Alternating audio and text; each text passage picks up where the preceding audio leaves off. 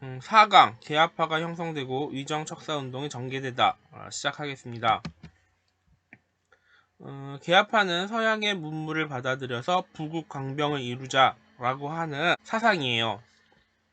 1870년대에 박규수가 이제 본격적으로 개화 사상을 갖게 됩니다.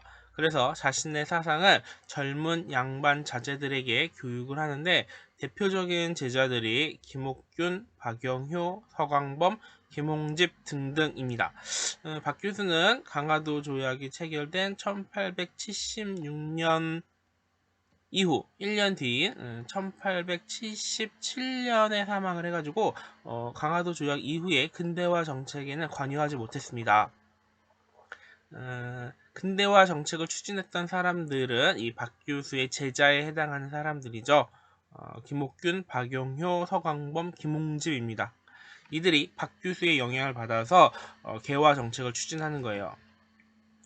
이들은 1876년 강화도 조약 이후에 중앙에서 이제 높은 관직으로 진출하기 시작을 합니다. 그래서 세력화를 이루죠. 하나의 그룹을 만들어서 개화 정책을 실제 담당하는 사람들이 됩니다.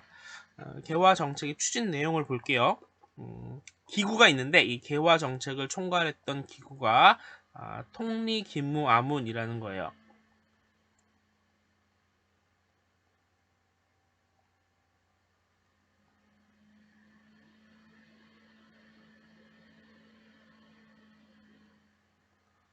이 통리라고 하는 거는 총관리하다 이런 뜻이고 기무는 중요한 업무, 아무는 관청이라는 거죠. 그러니까 중요한 업무를 총관리하는 기구 이런 뜻이에요. 이 중요한 임무는 아마 근대화, 개화 이런 걸 거예요.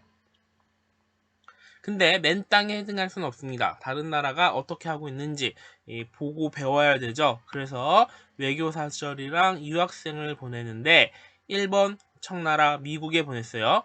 일본에 보낸 것을 수신사 그리고 조사시찰단 이렇게 부르는데 수신사는 공식적이고 외교적인 목적을 함께 가지고 있어요. 그래가지고 우리나라하고 일본의 외교 관계를 공식화하고 협의하고 논의하는 것이 함께 들어 있습니다. 그런데 이 조사시찰단은 비공식적인 거였어요.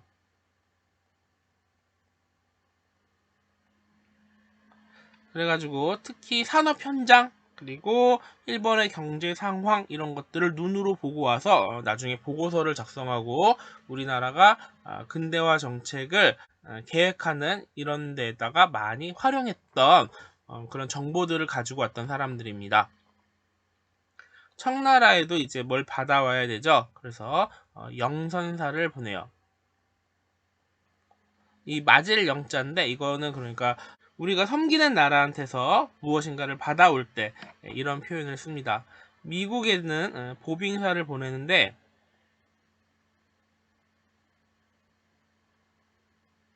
이 보빙사라고 하는 거는 어떠한 도움을 받았을 때 그것을 갚기 위해 보내는 사신이라는 뜻인데 미국에서 이 당시에 서양 국가들 중에서는 처음으로 우리나라에 외교 공사를 보냈어요.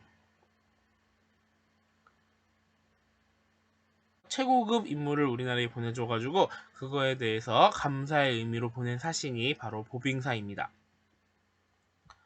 그리고 이제 근대적인 기구들을 설치하죠. 방문국은 인쇄를 담당하는 곳이에요. 신문 또는 책을 인쇄합니다. 이 전환국은 화폐를 말하는데 화폐를 발행하는 기구였고 그리고 기기국이라고 하는 것을 만들죠. 기기국은 무기를 제조하는 기관인데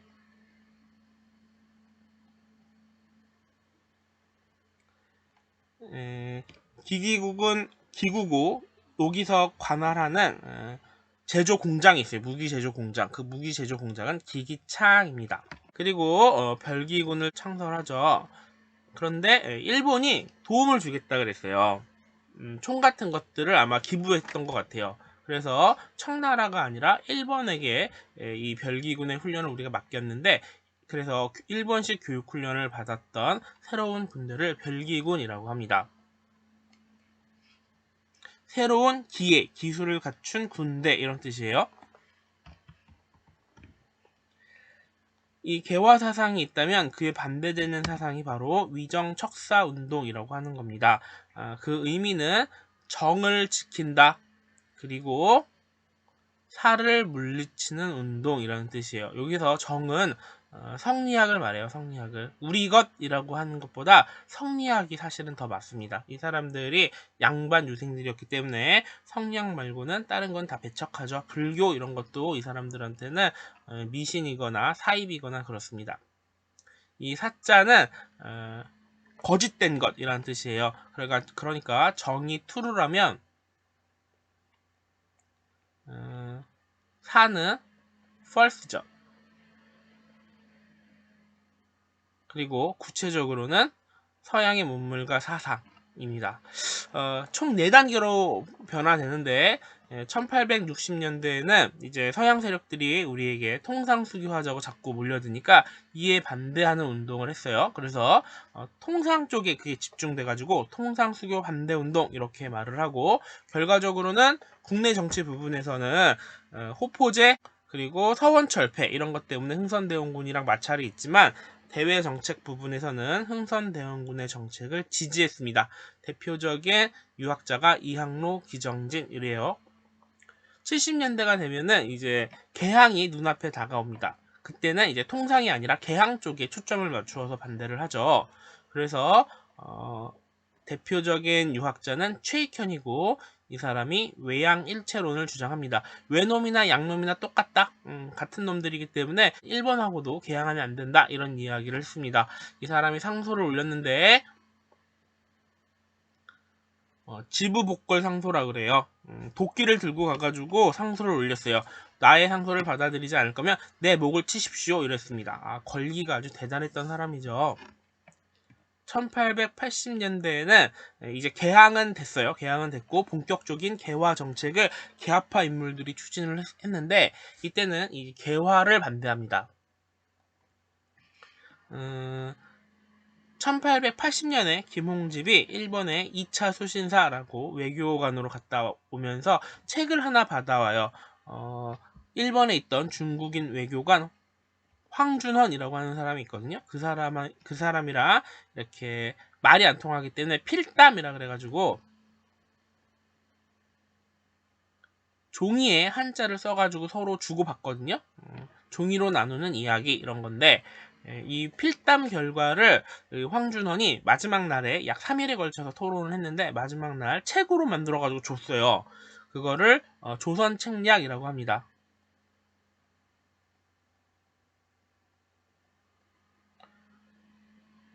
조선이 나아가야 할 방향에 대해서 이렇게 짚어주는 거예요. 이 조선 책략의 핵심은 방화와 개화인데, 방화는 아라사라는 뜻인데 이게 러시아를 한자로 이렇게 쓰기도 해요. 러시아가 이제 두만강 쪽으로 우리랑 국경을 접하면서 계속 남쪽으로 내려오잖아요. 얘네들은 추운 데 있기 때문에 겨울이 되면 항구가 얼어요. 그런데 이 항구가 항상 움직일 수 있어야, 쓸 수 있어야 무역을 하는데 유리합니다. 선생님이 여러 번 말했죠. 물건은 육지로 나르는 것보다 바다나 배, 강 이런 걸로 날라야 쉽게 많이 나를 수 있다고 했습니다. 그래서 얘네들은 부동항을 찾아야 돼요. 얼지 않는 항구, 1년 내내 얼지 않는 그 부동항이 바로 동해바다고 우리나라죠. 그래서 러시아가 무조건 조선으로 내려올 것이다. 러시아를 막아야 한다라는 이야기. 그리고 개화해야 한다. 개화해서 관세도 받고 서양의 문물을 받아들여서 자강의 방도를 찾아야 한다. 자강 스스로 강해져야 한다. 이런 이야기를 해주고 있어요. 지금 입장에서 선생님이 봐도 A급 컨설팅이었고 굉장히 정확한 정세 분석이었습니다. 이 조선 책략을 김홍집이 받아오죠. 그래서 요거 보고 조선 사람들, 그 국왕과 관리들이 시야가 트여요. 개화해야 되는구나, 근대화해야 되는구나, 외교가 중요하구나 라고 하는 것을 느낀 게 바로 조선 책략입니다. 그러자 영남 유생들이 이걸 반대하죠. 대표적인 지역이 바로 영남이었는데 여러 만 명의 사람들이 올리는 상소, 그래서 여러 사람들이 거기다가 하나의 상소에다가 이름을 같이 기재했어요. 그래서 실제 만 명은 아니었지만 굉장히 많은 사람들의 이름이 있어서 만인소 이렇게 부릅니다. 이것은 1890년대가 되면은 이제 일본이 우리나라를 식민지화하기 위한 여러 가지 장치들을 펼치죠. 청일전쟁도 승리하고 동학도 탄압하고 그리고 왕비도 시해하고 의미사변인데 이런 것들이 일어나면서 항일의병이 일어나요. 그러면서 이들은 항일의병으로 간다. 위정척사운동의 성격은 반해세, 반침략적인 민족운동이었다. 여기까지 기억하면 되겠습니다.